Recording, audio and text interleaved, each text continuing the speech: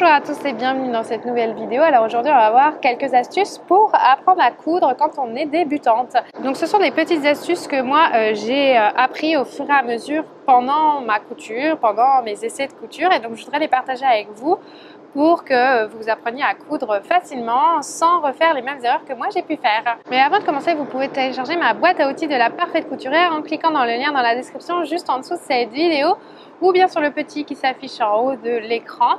En cliquant sur ce lien, vous atterrirez sur une page, vous entrez votre adresse mail et moi je vous envoie cette boîte à outils directement dans votre boîte mail. Donc aujourd'hui, j'aimerais vous partager 4 astuces qui vont vous changer la vie pour coudre.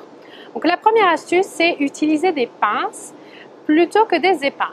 Alors vous savez, les épingles, ce sont en fait des petites tiges toutes pointues au bout avec une boule sur l'autre extrémité, là où c'est pas pointu. Ça c'est une épingle et en général on place les deux tissus ensemble et on met une épingle pour pas que ça bouge. C'est très pratique, mais en vrai, moi j'ai découvert les pinces et c'est bien plus pratique. Une pince, c'est juste une toute petite pince comme ça à couture que je mets dessus et en fait, ça me permet de ne pas me piquer, ça me permet de ne pas l'enlever quand je dois coudre et ça me permet de ne pas faire de trous dans mes tissus. Et oui, en fait les épingles dans des tissus un peu spéciaux, ça peut faire des trous et ça peut rester. En fait j'étais assez déçue de certaines épingles et du coup quand j'ai découvert les pinces, que je mettais juste les pinces comme ça, en fait sur la couture je ne suis pas obligée d'enlever la pince ou alors je l'enlève très facilement quand je couds parce qu'en fait j'ai juste à la retirer sur le côté alors que l'épingle des fois elle se met un peu sous le pied presseur et c'est plus compliqué.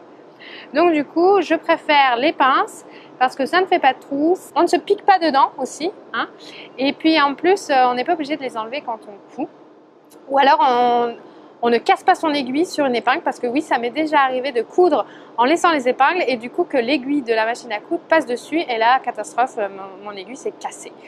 Donc je préfère quand même les pinces. Mais dans certains cas, j'avoue que j'utilise des épingles. Par exemple, quand je mets une fermeture éclair, j'utilise quand même des épingles. Mais pour les débutantes, j'avoue, une de mes astuces, c'est d'utiliser des pinces plutôt que des épingles.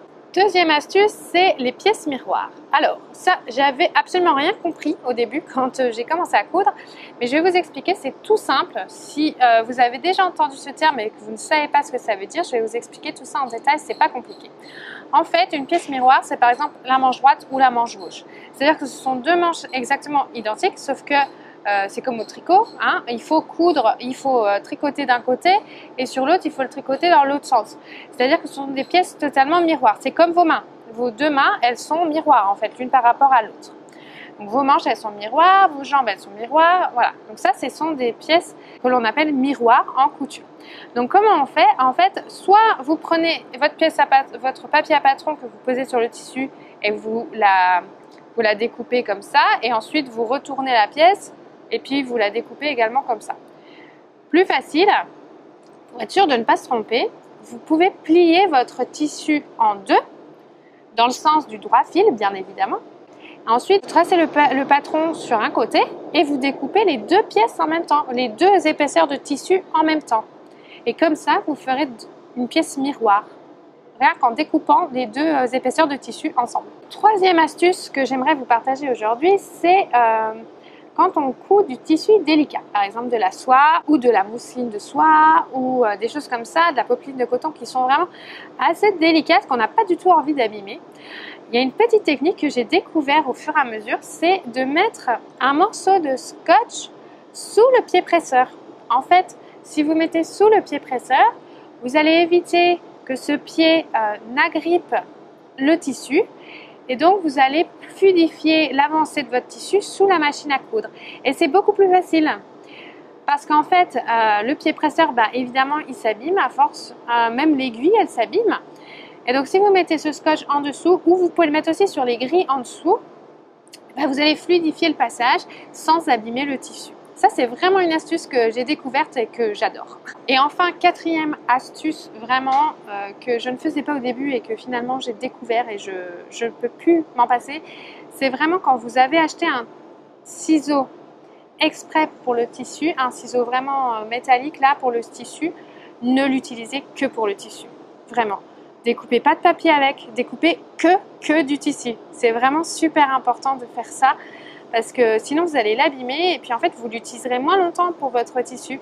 Et vous pouvez également abîmer des tissus, comme on disait tout à l'heure, délicats comme de la soie ou quoi.